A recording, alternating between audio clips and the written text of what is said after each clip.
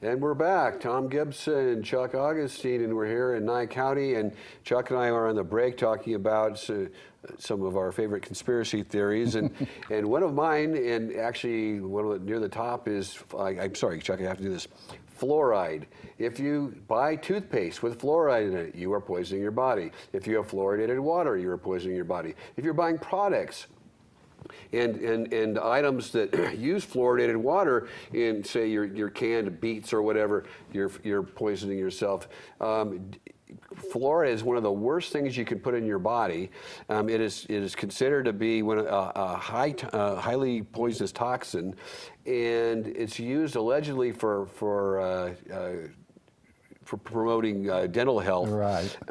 However, it's not, and so buy Tom's of Maine toothpaste, or make your own out of baking soda and water, and you will save yourself a whole lot of grief. And since I've banned fluoride from our house and for years, and I can't say that it's made my mind clearer, but I feel like it's made me clearer. And so anyway, so you have any thoughts on fluoride? Well, actually, that's a good segue into this water thing. Yes, or Sunday morning, my pipes froze on the well, and I had a guy come out, and the switch had clicked and all this, and his exhaust unfroze the pipes.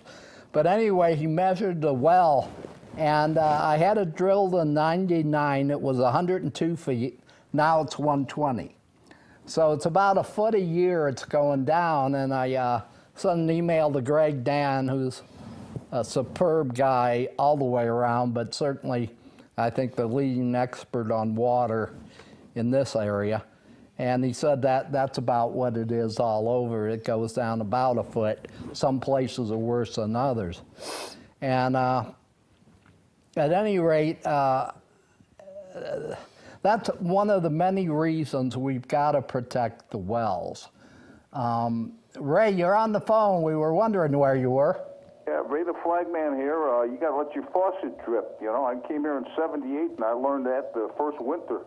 Got to let them faucets drip, but just slowly. But at least what it'll do is it'll keep the well will keep turning on. Sometimes you get a little moisture in the points on the well, and you need a hair dryer. I told one of the bailiffs in court that today, and they said, "You're the second one that told me that today." And I says, "Well," I said, "that's what happened because her water had froze also." Yeah. Now let's get back to the water in canned vegetables. Tom, are you saying that if I open a can with that, say corn or something, and it's got the water in, you say it's fluoridated water? It can be if the canning, the persons that are canning the goods are doing it in a city that has a city water system that is fluoridated. The water they use is fluoridated. I mean, they quite often they run it through their own processes, which make the water safer, but it doesn't eliminate necessarily fluoride. And then soda, same thing. So anything that you drink or eat that's canned or bottled, there's a potential there that the water used is fluoridated. But what about the water at the courthouse, the water to drink? Oh, no. We don't have fluoridated water here in Pahrump. It's not fluoridated, but they do have chlorine in it, don't they? That I'm not so sure about either. I don't drink the stuff, to tell you the truth. I just I bring my water from home. All right. Let me get to what Gary had called in about.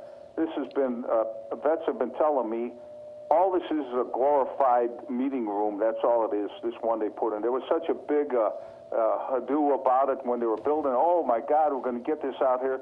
They don't do anything. It's the same thing, except that the people working there have better working conditions. But the vets, they go in, they're not getting any more benefits. They cannot even go into the hospital for an MRI or a CAT scan. They got to go all the way into Vegas. So what good is this nice building with all these cars and these employees are saying, oh, these are nice working conditions, if the vets themselves do not benefit? And that's what he's talking about. I talked to Paul Miller about it. He's telling me the same thing. I talked to other people. So what do you think about that? Yeah, the whole thing is a screw job. And, you know, I've been through the system. As you know, I'm retired Navy, but my buddy was a World War II vet. He went through the VA system, and what a nightmare at every turn. And that's what I'm saying. Trump's got to fix so many things, and the only way to fix it is you got to get rid of the corruption. And that's what the result of all this ends up being. It's Right. people lining their pockets. Right. And as I said earlier in the segment, or maybe it was the other segment, that the problem we have is that the incompetence that's been there for generations, and hopefully Trump will be the first president since Eisenhower to stop, you know, the bleeding and start putting, you know, people in jobs that actually have some rate some merit to what they're doing. All right, the last thing I'm going to, during this segment, I might call in later if you guys aren't getting calls, but the last thing I want to mention that I was in the newspaper because of what I did in Lane's courtroom, and where I stood up because it looked like Anthony Greco was going to go down for 19 to 48 or go back for the weekends, and so I stood up and said that I would be responsible for his fine. Well, now I find out, because I was talking to Lisa, one of the public defenders, she brought up in court they were going to lock a guy up in Jasperson's court for not paying a fine, and she says there's Gilbert versus the Supreme Court, the Nevada Supreme Court. They have to have an evidentiary hearing before they can lock anybody up if they're not paying the fine. So I know, Tom, you're an attorney, so maybe if you're familiar with Gilbert versus the state of Nevada, you can talk about it a little bit, and I'll open the line up for the other callers that are waiting in line to dial 727-8750. Yeah, thanks, Ray. The Gilbert case basically says that that there are no debtors' prisons, and Nevada, just because the court orders you to pay something, there's still a creditor, and so that creditor is not allowed to put you in jail unless you're literally thumbing your nose at the system. And if you don't have the money to pay it, they can't they can't put you in jail just because of your inability. Now, there are some people that are just literally just bum losers that refuse to do anything to work, and if they have the money, they say they work side jobs or they have an inheritance or whatever, and they're able to pay that fine, then that's what the hearing is intended to do, to find out whether the money's not being paid because of just recalcitrance, or they're not paying it because of inability, because they're just so destitute that it's impossible for them to effectively pay a bill. Yeah, one of the things that drives me crazy is, in this economy, how in the world can anyone expect a felon, an ex-felon, to get a job? I mean, people got degrees and they're working at McDonald's if they're lucky in a lot of cases. And the system says, you know, if you're on probation, you've got to find a job, plus you got to pay back, you know, these fines and all the rest.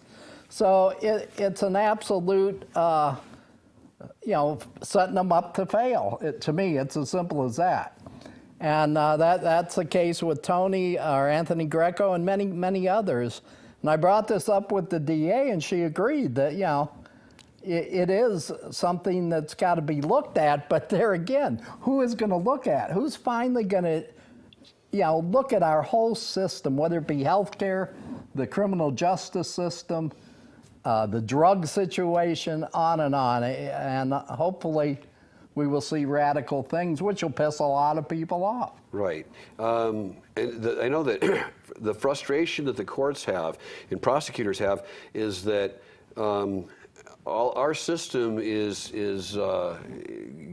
driven by money. Sure. And if tax dollars are what pay for the judges' salaries and the staff salaries and the courtroom and heating the courtroom and keeping it nice and comfortable so people can go in and hang out there when they want, but at the same time, all that does cost money. So where does that money come from? It comes from tax dollars.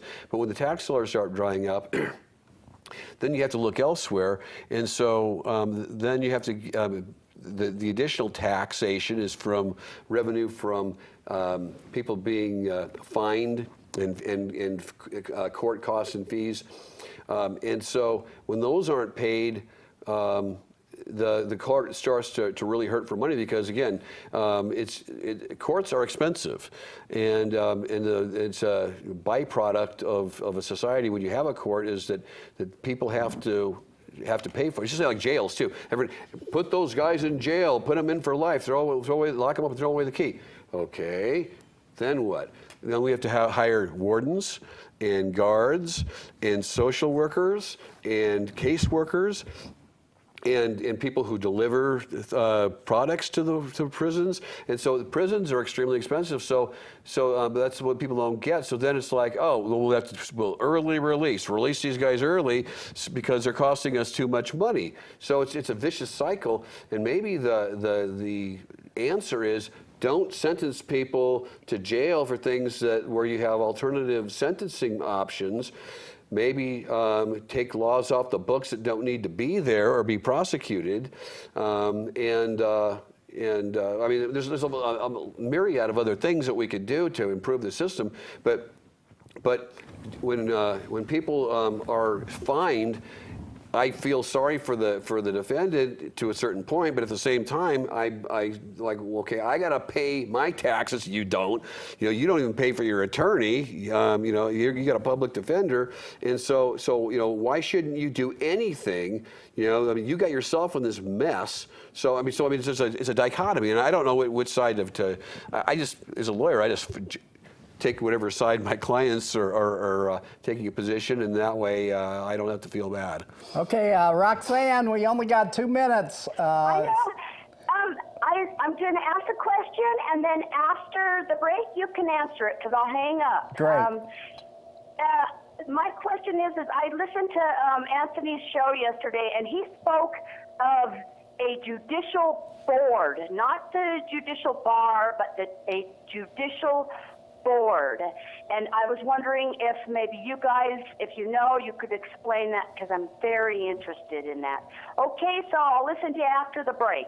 Thank you. Okay, we started up now. I think, are you talking about the Judicial Discipline Committee? Yeah, that's what I'm sure it is. Yeah, we got a minute left, so you want to start? Or? Okay, well, just the state bar, the attorneys have the state bar to answer to if they do something wrong. The judges have what's called the Judicial Discipline Committee, and that board oversees, well, and it'll come back. We're going to go to break. I'll see you on the flip-flop.